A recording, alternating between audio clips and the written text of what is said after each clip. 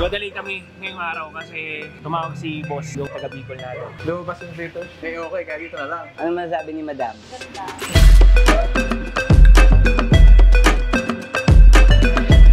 Namadali kami ngayong araw kasi tumawag si boss yung taga Bicol natin. Ano pala si paring Lian eh. Bumili pa ako quick. Hawakan mo to. Gutom ako eh. Bawal tong gutumin pare. Paring Allen, ano? So ngayon, Kumakain din ng quick. Hindi, inantay namin si boss na madali kami kasi tumawag si boss na ngayon. By the way, ayan na pare.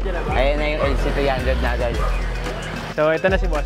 From Bicol pa yan sila boss galing. Bali, ito yung unit ni boss na LC300. Bali, ang gagawin daw natin dito, i-check daw natin kung anong magandang dahil naka-PPF na daw to. So, medyo madumi ata.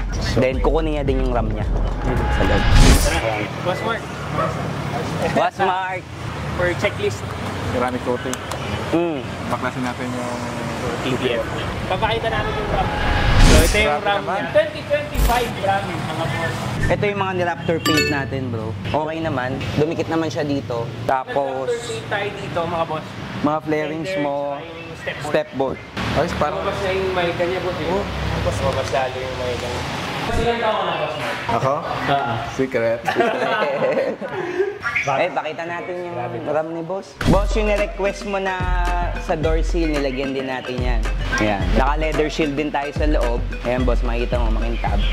Meron na ito. Tapos ito, boss, angat-angat ngayon yung metallic nyo. Nagawa na yun namin yung gandiyan boss.